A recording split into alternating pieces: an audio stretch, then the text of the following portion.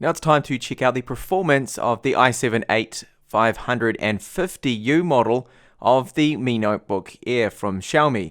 So in this video here, I'm going to go through some of the games that I tested on the i5 model, and we'll try and compare the performance to see if it's actually going to be faster with that 16GB of RAM and the slightly higher turbos that it has. So on all 4 cores, this model can turbo up to 3.7 GHz with the power limits and thermals permitting, but I've found that the thermals tend to be really good on this, but I will keep an eye on them. I have HW info you can see running at the moment to keep an eye on both the GPU thermals and of course the CPU, so I'll report back on that at the end of this video and also check out the surface temperatures of the laptop. So just like my review of the i5 model with 8GB of RAM, I'm going to overclock the GPU here. So that MX150, it's not very powerful. It's like a 1030, NVIDIA 1030. And I have added here an additional 220 to the core clock and then 1000 megahertz to the RAM clock as well, just to squeeze out the maximum performance we can possibly get. Now it's perfectly stable at these overclocks here. You don't run into temperature problems, as you'll see later on in this review. And also there's no artifacts or anything like that. So it's a safe overclock, at least on both of my systems that I have tested out with this particular card. Now idle temperatures, 35 on the GPU and around 35, 37 on the CPU. So very good. And I can just hear the fans on the absolute lowest setting. Quite a little hum there at the moment. I'm also running the latest driver, which is 388.3. And the CPU, I'm going to apply a 30 watt power limit here, you can see, and then an undervolt of 0.095. That's just to help get the maximum performance here. Now the stock power limit is 15 watts, but very quickly this CPU will run into power limits and clock itself down a little bit. So I'll start out here with Grand Theft Auto 5. Now just to show you that I'm running the exact same settings, so 1080p, and things are on normal here, exactly the same as the i5 version. And I have noticed that it tends to run on average about 15 to 20 frames per second faster. This is the exact same area, my exact same save that I first started out with too on the i5 version. So it just goes to show you that the slightly higher turbos do help out in this game. So now on to Battlefield 1. I am running in 1080p and this is on the lowest graphic preset here, which perhaps maybe a little bit too demanding when you're in a huge server. At the moment, I've got 64 players, so it has a lot to render, so that may be just a little bit too much. But we'll test it out. If not, I'll lower this down to 720p to see if that's going to really improve on our frame rate. So I'll jump straight into the action here. And we're getting around 50 frames per second, 60, so that's actually not too bad. Better than I thought.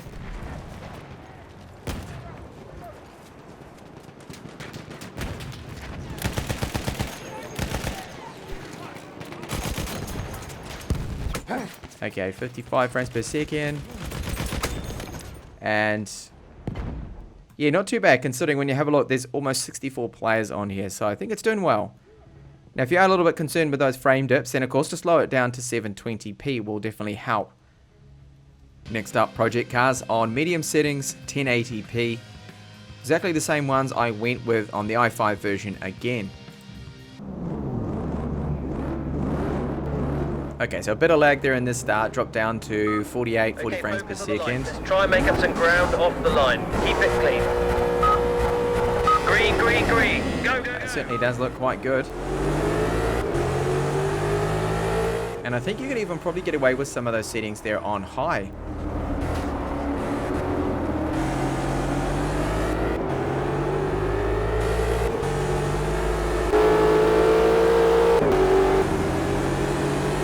So no issues with this game. I mean, this ran on the i5 version as well, perfectly fine.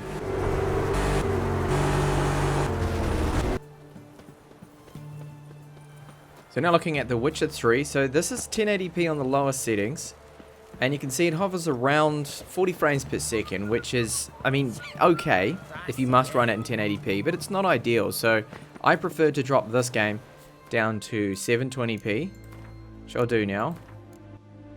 And I'll just show you that it really does make quite a difference just lowering that resolution. So the game caps out at 60 frames per second. There's nothing we can do about that. And you'll see now that in 720p, that it is now just a continual solid 60 frames per second, meaning that it's very smooth, and this is really how you want to play the game. So I highly recommend this title, you go with 720p. Hey,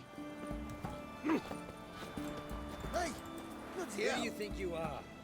Hey, who do you think you are? Hey. So this is Counter-Strike 1080p on the highest possible settings. And you can see frame rate is very decent. So these kind of games, something like League of Legends, Dota 2, are all going to have really good playable super frame rates on the highest settings there. So not an issue at all for the MX150.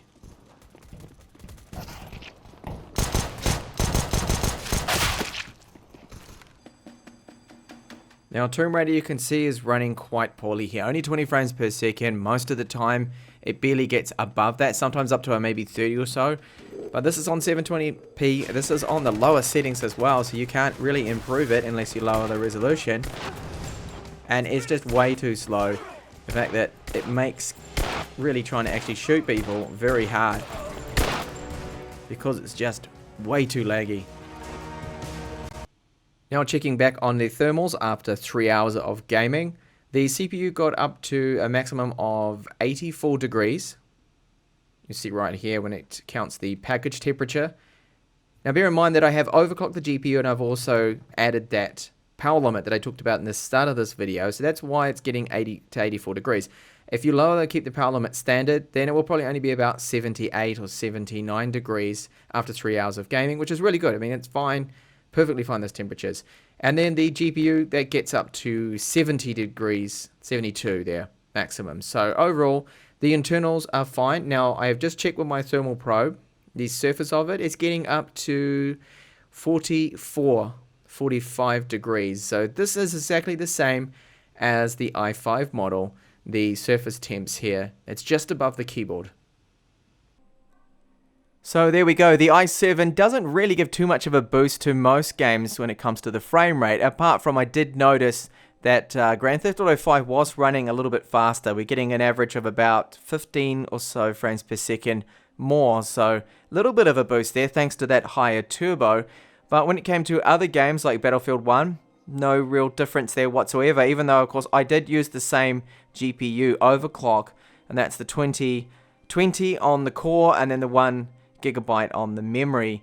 So you can get away with playing, as you've seen there, that most games 1080p with decent frame rates, but the most demanding games like Witcher 3 ran, average at 1080p. It wasn't fast enough for me, 40 frames per second. Yes, it was playable, at least over 30 I consider to be playable, but you really want to lower the resolution down on the most demanding games here to something like 720p. So it is clear that it's not a gaming notebook. Really, I feel if you want to game, then go for something at least minimum a 1050 Ti, like the likes of the MSI GL62M that you can see in the background on the right here. That performs a lot better. All games 1080p with high or medium settings, and sometimes even higher depending on what kind of game it is. So really no benefit from the i7 in gaming. Just that 16 gigabytes of RAM is quite useful when it comes to multitasking and everything else, and video encoding and editing. So if you haven't checked it out already, please do check out the reviews of the Mi Notebook Pro here. I have the i5 and the i7 reviews up. Thank you so much for watching this gaming review, and I do hope to see you back in the channel soon.